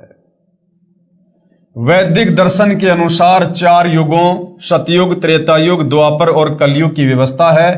जब पृथ्वी पर पापियों का एक छत्र साम्राज्य हो जाता है, आज हो गया भाई और बहनों, आज इन राजनेताओं का और इन पूंजीपतियों का एक छत्र साम्राज्य है। गरीब आदमी की कोई वैल्यू नहीं है, ना उसकी इज्जत सुरक्षित है, ना उसका धन सुरक्षित है, ना उसका धंधा सुरक्षित है। तो भाई और बहनों, अब वो समय आ गया है, धरती पर अधर्म और पाप बढ़ चुका है। और थोड़ी बहुत शांति जो आप महसूस कर रहे हो, ये सतगुरु रामपाल जी के पावन चरण कमलों के द्वारा है, वरना अब तक तो यहां पर महाविनाश हो जाना था। जब पृथ्वी पर पापियों का एक छत्र साम्राज्य हो जाता है तब क्या होता है? ध्यान से सुनो भाई और बहनों, हम भक्तों के लिए बहुत ही विशेष टॉपिक है। जब पृथ्वी पर पापियों का एक छत्र साम्राज्य हो जाता है तब भगवान कौन? परमात्मा कबीर देव पृथ्वी पर मानव रूप में प्रकट होता है। सतलोक से किसी को भेजता नहीं है, वो परमात्मा स्वयं धरती पर मानव रूप में प्रकट होता है। तो वर्तमान में धरती पर वो परमात्मा कबीर देव एक मानव रूप में सतगुरु रामपाल जी के नाम से स्वयं ही प्रकट है। अब इतने बढ़िया प्रमाण मिल रहे हैं भाई और बहनों, लेकिन ये विश्वास उन्हीं को होगा जिन आत्माओं के संस्कार बहुत ही मजबूत हैं, जिन्होंने अपने गुरुदेव भगवान पर पूर्णतः विश्वास कर लिया है, जिन्होंने सृष्टि रचना को कई बार सुन के और अपने मन में ये विश्वास पैदा कर लिया है कि पूज्य गुरुदेव भगवान ने जो कहा है और जो प्रमाणित करके दिखाया सर्व धर्म शास्त्रों से अपने आध्यात्मिक ज्ञान को, उसके अलावा सब यहां पर झूठ है। तो उन्हीं आत्माओं को विश्वास होगा कि वास्तव में आज इस धरती पर पूज्य गुरुदेव सतगुरु रामपाल जी के नाम से स्वयं कबीर भगवान, कबीर परमात्मा जी ही प्रकट हैं। यानी सतगुरु रामपाल जी कबीर जी के कोई अवतार, उनके द्वारा भेजे गए दास या उनके द्वारा सतलोक से भेजी गई कोई आत्मा नहीं है, ये स्वयं ही परमात्मा है। मानवता के इस पूर्ण विकास का काम अनादिकाल से भारत ही करता आया है। मानवता के इस पूर्ण विकास का काम यानी आत्मा को आध्यात्मिक ज्ञान देकर, सतभक्ति देकर जागृत करने का काम, आप और हमें सतभक्ति मार्ग देकर अपने परमपिता परमेश्वर के विषय में जानकारी देने का काम ये भारत देश ही करता आया है। क्योंकि गुरुदेव भगवान बार बार कहते हैं कि बच्चों, ये जो भारत देश है ये अध्यात्म की यूनिवर्सिटी है। परमात्मा यहीं से अपने मार्ग की हर युग में शुरुआत करते हैं। मानवता के इस पूर्ण विकास का काम अनादिकाल से भारत ही करता आया है। इसी पुण्य भूमि पर अवतारों का अवतरण अनादिकाल से होता आ रहा है।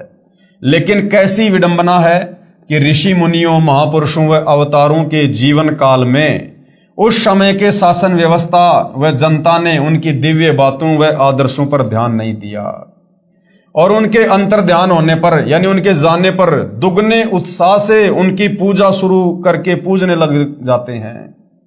यानी कोई भी महापुरुष जब इस धरती पर प्रकट होता है हम आत्माओं के भले के लिए, हमारे उपकार के लिए, तो उस समय जो वर्तमान समय की शासन व्यवस्था होती है यानी उस समय के जो राजा होते हैं और उस समय की जो जनता होती है, उस समय तो उन महापुरुषों के साथ में वाद विवाद करेगी, लड़ाई झगड़ा करेगी कि तेरे को किसने भगवान बना दिया, भगवान तो निराकार है, तो हमारे जैसा इंसान है, मां के गर्भ से जन्म लेके आया है।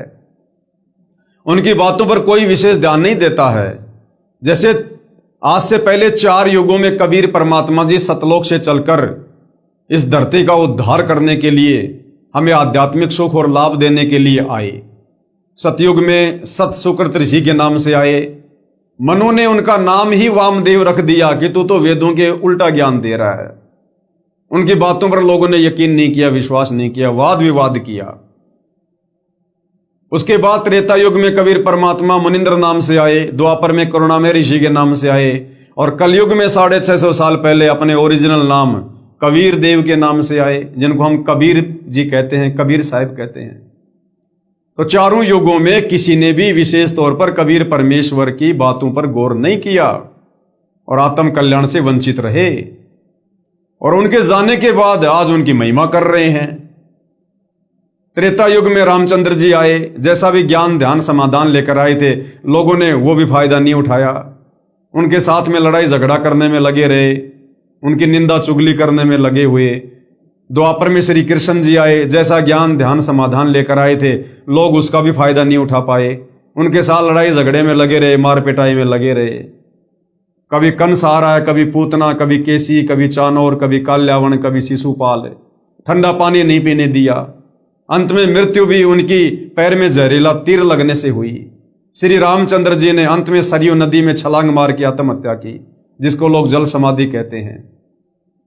और आज उनके चले जाने के बाद दुगने जोश से उनके मंदिर बना बना के, धाम बना बना के, तीर्थ बना बना के आज हम उनकी पूजा शुरू कर रहे हैं। भैया अब क्या मिलेगा?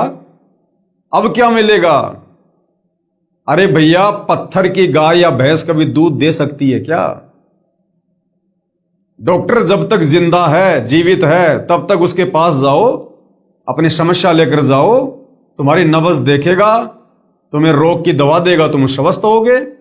अब डॉक्टर के मरने के बाद उसकी पत्थर की मूर्ति बनाओ, चाहे उसका मंदिर बनाओ, और जाकर कितना रो दो, वो पत्थर की मूर्ति कोई राहत, कोई लाभ नहीं दे सकती है। तो हमें समझाया जा रहा है कि जो गलतियां हम युगों युगों से करते आ रहे हैं, कम से कम इस समय तो उस गलती को ना दोहराओ, इतिहास से शिक्षा लो और वर्तमान में महापुरुष को पहचानो, उनके साथ वाद विवाद मत करो, लड़ाई झगड़ा मत करो, व्यर्थ की दुनिया की बातों में आकर निंदा चुगली मत करो, पाप के भागी मत बनो। पहले से ही हम घोर पापों से लदे हुए हैं, क्योंकि ये कलयुग है। हमारे पुण्य 3 युगों में समाप्त हो चुके हैं। अब हर किसी की गाड़ी में केवल पाप कर्म लदे हुए हैं। ऊपर से संतों का अनादर करके, निंदा करके और ज्यादा पाप कर्मों की हम गठरी बांध रहे हैं। तो ऐसा करने से महादुखी हो जाएंगे। इसलिए समझाया जा रहा है कि जो गलतियां आज से पहले हुई हैं अब वो गलतियां ना दोहराओ और सतगुरु रामपाल जी के सत्संग निष्पक्ष भाव से धैर्य के साथ सुनो। समझ में आते हैं तो अपना लो, नहीं समझ में आते हैं तो छोड़ दो, व्यर्थ में निंदा चुगली क्यों। तो हमारे भले के लिए हमें यहां पर समझाया जा रहा है। उस समय के शासन व्यवस्था व जनता ने उनकी दिव्य बातों व आदर्शों पर ध्यान नहीं दिया और उनके अंतर ध्यान होने पर दुगने उत्साह से उनकी पूजा शुरू कर पूजने लग गए। ये भी एक विडंबना कि हम जीवंत और समय रहते उनकी नहीं मानते, अपितु उनका विरोध व अपमान ही करते रहे। कुछ स्वार्थी तत्व जनता को भ्रमित करके परम संत को बदनाम करके बाधक बनते हैं। भाई तत्वदर्शी संत क्या करेगा कि वो बिजनेस तो करता नहीं है, लोगों को कोई काम धंधा करने की ऐसी कोई टेक्निक तो बताता नहीं है। परम संत यहां पर आध्यात्मिक ज्ञान देते हैं जो हमारे धर्मशास्त्रों में होता है, लेकिन हमारे तत्व ज्ञानहीन नादान धर्म गुरु तत्व ज्ञान के अभाव में हमें भक्ति और भगवान के विषय में नहीं बता पाते हैं और एक प्रकार से वो धर्म को धार्मिक धंधे के रूप में सेट कर चुके होते हैं। और जब तत्वदर्शी संत यहां पर आते हैं, वे हमें उन्हीं धर्मशास्त्रों को खोल खोल के दिखाते हैं कि भाई देखो भक्ति और भगवान के विषय में क्या लिखा हुआ है और हमारे से हमारे नादान धर्म गुरु क्या पूजा करवा रहे हैं। तो बताओ हमें लाभ कैसे मिलेगा, हमारा मोक्ष कैसे होगा, हमारे दुखों का निवारण कैसे होगा। और जब जनता उस तत्वदर्शी संत की बातों पर ध्यान देती है और उसके बताए अनुसार सत साधना करती है तो वो अद्वितीय लाभ प्राप्त करने लग जाती है, जिसके चलते उन नकली संतों को चिंता होने लग जाती है कि यदि सारे लोग उस तरफ चले गए तो फिर हमारा धंधा कैसे चलेगा, हमारे बच्चे कैसे पढ़ेंगे। जब पाखंडी खत्म हो जाएगा फिर पाखंडियों का क्या सहारा। जिस कारण से वो ज्ञानहीन धर्म गुरु उस तत्वदर्शी संत के खिलाफ जनता को गुमराह करके भड़का देते हैं और उस महापुरुष का विरोध करवा देते हैं, जनता को भी पाप का भागी बना देते हैं और फिर स्वयं भी अंत में नरक के भागी बनते हैं। तो हमें इतिहास पहले बताया जा रहा है ताकि वर्तमान में हम वो गलतियां करने से बचें, अपितु उनका विरोध व अपमान ही करते रहे। कुछ स्वार्थी तत्व जनता को भ्रमित करके परम संत को बदनाम करके बाधक बनते हैं। यह उक्ति हर युग में चरितार्थ होती आई है और आज भी हो रही है। यानी सन 2006 में करोथा कांड हुआ, सतगुरु रामपाल जी ने क्या किया, वही किया जो चारों युगों में आकर वो करते हैं।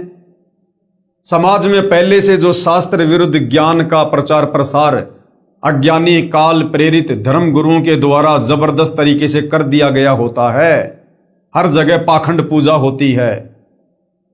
सतगुरु रामपाल जी ने उस पाखंड पूजा का विरोध किया, अपने सत्ज्ञान आधार से सत्संग कर करके शास्त्र प्रमाणित ज्ञान दे दे के सर्व धर्म शास्त्रों से उन अज्ञानी धर्म गुरुओं की पोल खोल खोल के कि भाई देखो ये जो धर्म गुरु हैं मकसद इनका भी कुछ गलत नहीं, ये भी निकले तो जनता के उपकार के लिए थे, लेकिन इन लोगों के पास में शास्त्र अनुकूल साधना नहीं है।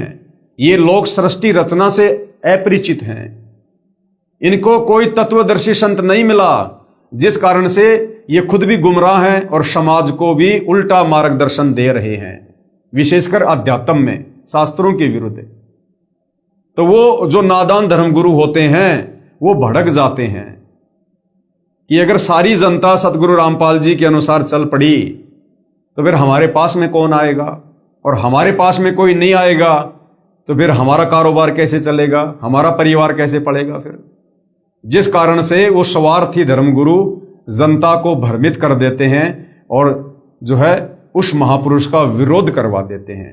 तो भाई और बहनों, सन 2006 में जो करोथा कांड हुआ उसका एक मुख्य कारण यह भी था कि महर्षि दयानंद जी, जो आम जनता में महर्षि की उपाधि प्राप्त थे, जबकि उनको वेद ज्ञान बिल्कुल भी नहीं, केवल उनको संस्कृत भाषा का ज्ञान था, उनको तत्व ज्ञान नहीं था, जिस कारण से वो वेदों का निष्कर्ष निकालकर समाज को नहीं दे पाए, नहीं बताए। वो ये नहीं बता पाए कि वास्तव में भगवान कौन है, परमात्मा कौन है, किसकी भक्ति करनी चाहिए, कौन से वो मंत्र हैं जो हमारे शास्त्रों में हैं जिनका हमें जाप करना चाहिए। और वेदों के विरुद्ध व्याख्या समाज को देकर वो चले गए। पूरा समाज उनको महर्षि मानकर उन पर आधारित हो गया।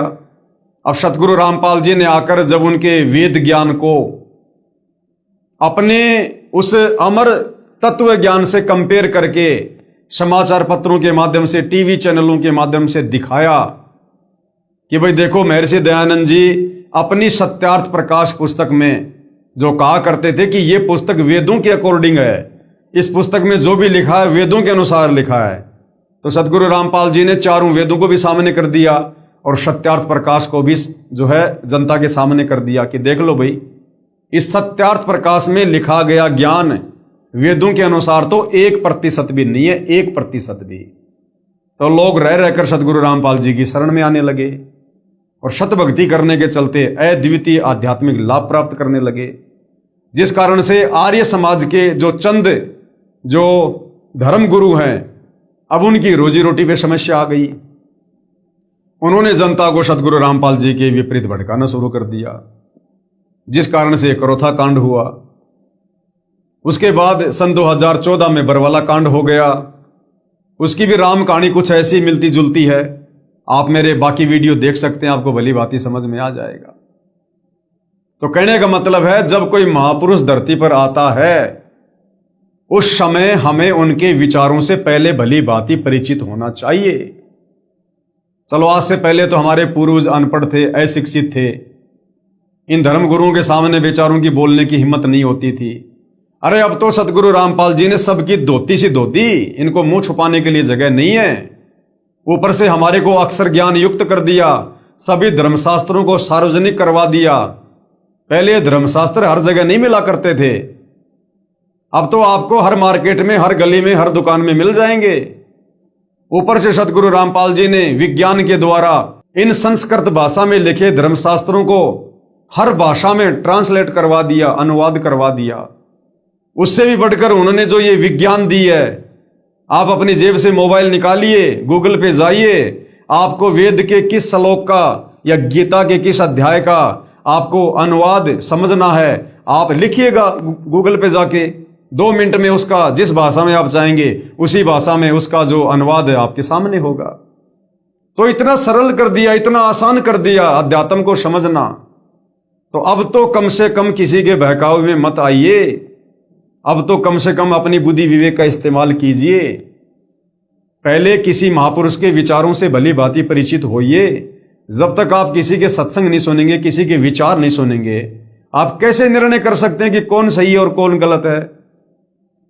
तो उसके बाद ही फिर आगे कोई कदम इंसान को उठाना चाहिए, अन्यथा हम पाप के भागी बनते हैं। तो यह गलती कम से कम वर्तमान की जो पीढ़ी है उसने नहीं करनी चाहिए। जो महापुरुष हजारों कष्टों को सहन कर अपनी तपस्या व सत्य पर अडिग रहता है, उसकी बात असत्य नहीं हो सकती। सत्य पर अडिग रहते हुए ईसा मसीह ने अपने शरीर में कीलों की भयंकर पीड़ा झेली। शुक्रात ने जहर का प्याला पिया। श्री राम तथा श्री कृष्ण जी को भी यातनाओं का शिकार होना पड़ा। और ईसा मसीह ने फिर जाते जाते क्या कुछ कहा। ईसा मसीह ने कहा था कि पृथ्वी और आकाश टल सकते हैं, सूर्य का अटल सिद्धांत है, उदय अस्त वो भी निरस्त हो सकता है, लेकिन मेरी बातें कभी झूठी नहीं हो सकती। मेरी बातें कभी झूठी नहीं हो सकती। तो कौन कौन सी वो बातें हैं जो आने वाले युग परिवर्तन के समय में घटित होंगी, उसके ऊपर भी दास ने एक 4 घंटे का वीडियो बाइबल से बना रखा है। आप जी सोशल मीडिया पर जाकर देख सकते हैं। सजनों, यदि आज के करोड़ों मानव उस परम तत्व के ज्ञाता संत को ढूंढकर स्वीकार कर उसके बताए पथा अनुसार अपनी जीवन शैली को सुधार लेंगे, तो पूरे विश्व में सद्भावना, आपसी भाईचारा, दया तथा सद्भक्ति का वातावरण हो जाएगा। अब भाइयों और बहनों, आप लोगों ने तो उस परम तत्व के ज्ञाता संत को ढूंढने की आवश्यकता भी नहीं है, उनकी खोज हो चुकी है। और वैसे उनको कोई खोज नहीं सकता। परमात्मा को कौन खोज लेगा? किसकी औकात है? वो तो स्वयं आकर यहां अपनी जानकारी देते हैं, स्वयं ही अपनी पहचान करवाते हैं। वो स्वयं ही आकर हमें अपना हाथ पकड़ाते हैं। उस परमेश्वर को कोई ढूंढ नहीं सकता, कोई खोज नहीं सकता।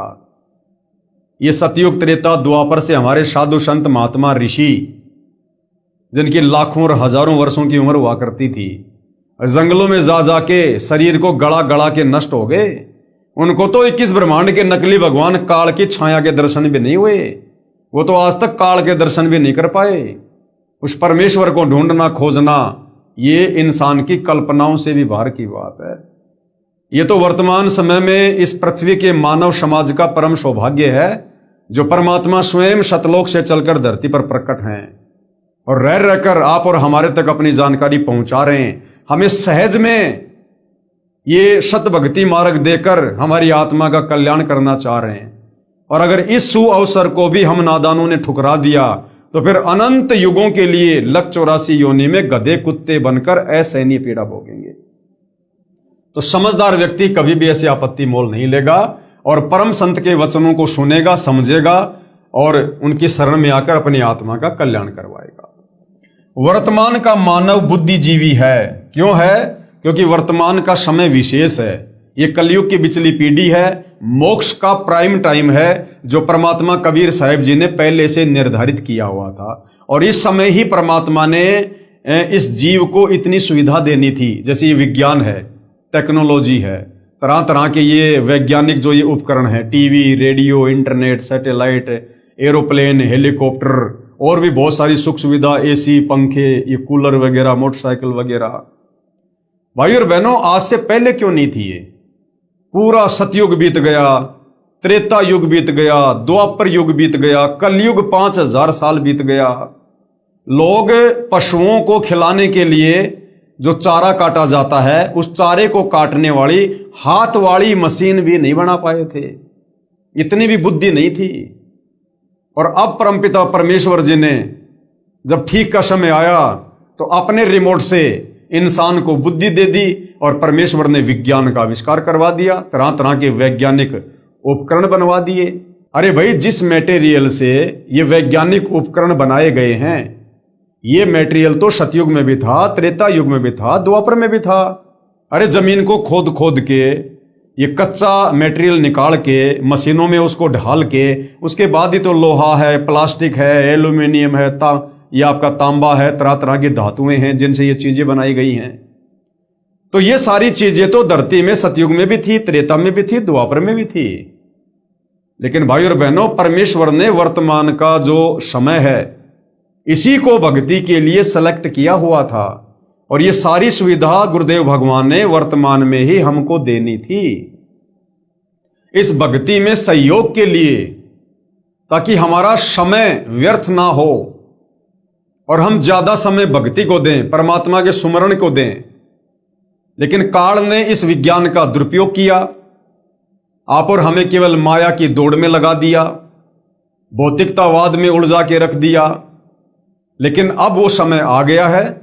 अब कबीर परमेश्वर सतगुरु रामपाल जी के आशीर्वाद से, उनके सत ज्ञान से परिचित होकर अब दुनिया परमेश्वर के द्वारा प्रदान की गई इन तमाम भौतिक वस्तुओं का इस भक्ति मार्ग में सदुपयोग करेगी।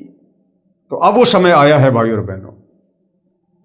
वर्तमान का मानव बुद्धिजीवी है, इसलिए उस संत के विचारों को अवश्य स्वीकार करेगा तथा धन्य होगा। वह संत है जगत गुरु तत्वदर्शी सतगुरु रामपाल जी महाराज। और कृपया पढ़िए सतगुरु रामपाल जी महाराज की संक्षिप्त जीवनी, जो सर्व भविष्यवाणियों पर खरी उतर रही है। तो भाई और बहनों, आज आप और हमें कबीर परमेश्वर सतगुरु रामपाल जी ने मनुष्य जन्म देकर जो विशेष बुद्धि प्रदान की है, हमने उसका विशेष फायदा इस अध्यात्म को समझकर उठाना चाहिए। भाई, जैसे त्रेता युग में रामचंद्र जी आए, क्या आप और हम वर्तमान के इंसानों से रामचंद्र जी में ज्यादा बुद्धि नहीं होगी? अरे त्रेता युग का समय कितना अच्छा माहौल होगा, धरती पर जंगल होंगे, बढ़िया शुद्ध वातावरण होगा, बढ़िया ऑक्सीजन होगी। ये वर्तमान की तरह गाड़ी घोड़ों की, एसी की, इस प्रकार के भौतिक संसाधनों की ये भागा दौड़ नहीं थी। लोग बड़े सदाचारी थे, नेक नीति ईमानदारी से जीवन यापन करते थे, भगवान से डरते थे, वेदों के अनुसार भक्ति करते थे, धर्म कर्म को लोग जानते थे। ये वर्तमान की तरह लोग पैसे के पीछे नहीं भागा करते थे। तो सोचिए त्रेता युग का समय और स्वयं धरती पर विष्णु जी रामचंद्र रूप में, वो विष्णु अवतार रामचंद्र जी। क्या आज हम इस कलयुग के इंसान जो हर प्रकार से विषय विकारी हैं, बुराइयों में घिरे हुए हैं, लोभ लालच हमारे अंदर भरा हुआ है, क्या आप और हमारे अंदर श्री रामचंद्र जी से भी ज्यादा बुद्धि है क्या? जो हमने ये वैज्ञानिक उपकरण बना लिए होंगे, हमारी बुद्धि उन त्रेता युग के मनुष्यों की तुलना में ऊंट के मुंह में जीरे के बराबर भी नहीं है।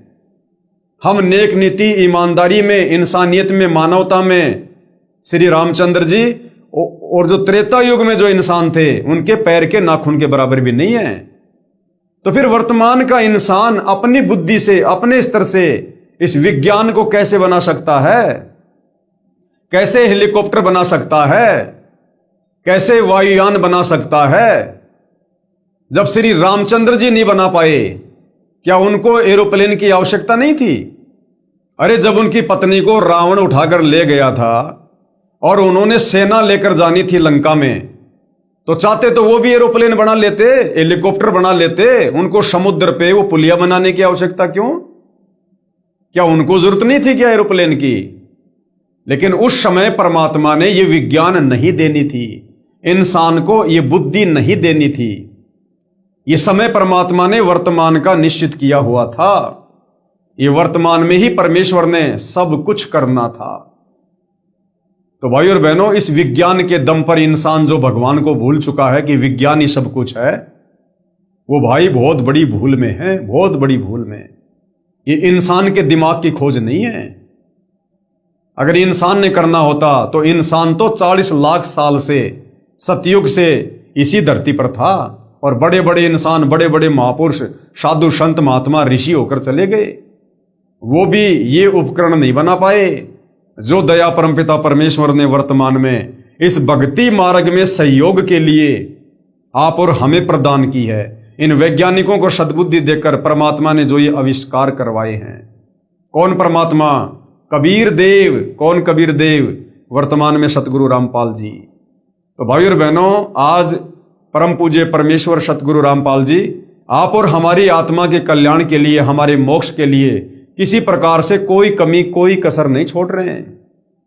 तो आप और हमारी भी जिम्मेदारी बनती है कुछ 2 कदम आगे बढ़ने की, बुद्धि विवेक का इस्तेमाल करने की। पहचानो अपने परमपिता परमेश्वर जी को। इस काल ने हमें जाति और धर्मों की दीवारों में बांध के रख दिया। ये सर्व के तारणहार हैं, सर्व के उद्धारक हैं, सबके शुभ चिंतक हैं, क्योंकि सतगुरु रामपाल जी सर्व सृष्टि के रचयिता हैं। सभी आत्माओं को इन्होंने अपने वचन से उत्पन्न किया था सतलोक में। सृष्टि रचना पढ़ोगे तब आपको समझ में आएगा। तो ये असल में हमारे पिता हैं, हमारी आत्मा के पिता हैं। और यदि हमने इनको इस समय इनके ज्ञान को समझकर ना पहचाना, तो भाई और बहनों, फिर हम लंबे समय के लिए इस काल बलि के 21 ब्रह्मांड में यहीं पर असहनीय कष्ट और पीड़ाओं का सामना करने के लिए छोड़ दिए जाएंगे। आज मनुष्य जन्म में है, ये लक 84 योनियां भोगने के बाद मिलता है ये चोला। मानव जन्म दुर्लभ है, ये मिले न बारंबार, जैसे पेड़ से पत्ता टूट जाए भंवरने लगता डार। हम लक 84 योनियां भोगने के बाद आए इस मनुष्य जन्म में। एक चक्कर लक 84 का काटने के बाद मिलता है, ये परमात्मा का विधान है। कोई ये ना समझे मैं आज राष्ट्रपति हूं, प्रधानमंत्री हूं, गांव का सरपंच हूं, बहुत बड़ा पैसे वाला हूं, मैं बड़ी सेलिब्रिटी हूं, मैं कोई क्रिकेटर हूं, कोई हीरो हूं, तो मैं तो पहले भी ऐसा ही था और मैं तो आगे भी ऐसा ही रहूंगा। आप चाहे वर्तमान में देश के राष्ट्रपति हो, चाहे फिल्मी हीरो हो, चाहे कितने बड़े धनपति और कुबेरपति हो, अगर वर्तमान में सतगुरु रामपाल जी से उपदेश लेकर भक्ति का बीज नहीं बोया, तो अगले जन्म में सीधे लक 84 योनि में गधे, कुत्ते, सुअर बनकर गोबर खाओगे। आप लोग इस काल बलि के षड्यंत्र से परिचित नहीं हो अभी, क्योंकि अभी आप अध्यात्म से दूर हो। अभी आपको सृष्टि रचना का ही नहीं पता। जब तक हम इस काल की 21 ब्रह्मांड की गंदी व्यवस्था से परिचित नहीं होंगे, हमारी भक्ति में रुचि बनेगी नहीं, और रुचि नहीं बनेगी तो इसी प्रकार हम संतों का विरोध करके अपने कर्म फोड़ते रहेंगे। और ये अनमोल मनुष्य जन्म जो परमात्मा ने दिया, जिसकी कोई कीमत ही नहीं हो सकती, हम इसको यूं ही कोडियों के भाव बर्बाद करके, दो रोटी के चक्कर में, झूठी मान बढ़ाई के चक्कर में समाप्त करके निकल लेंगे। अगले जन्म में गधे बनकर फिर कुम्हार के नीचे लटकाएंगे, या सुअर बनकर फिर लैट्रिन खाते फिरेंगे। फिर ना तो हमें कोई समझाने वाला मिलेगा और ना हम किसी की बात समझने के योग्य रहेंगे। तो भाई और बहनों, आज ये वक्त है, आज ये समय है, ये मनुष्य जन्म में जो सुविधा हम ले रहे हैं ना, ये सुविधा भी परमात्मा कबीर साहिब की रजा से हमें मिल रही है, क्योंकि वो भगवान वर्तमान में धरती पर है। अन्यथा भाई और बहनों, विचार कर लो, आज से 40-50 साल पहले, आज से 40-50 साल पहले गेहूं का, बाजरे का क्या भाव होगा? 5 रुपए किलो या 4 रुपए किलो मान लो, 2 रुपए किलो मान लो, इतना सस्ता था।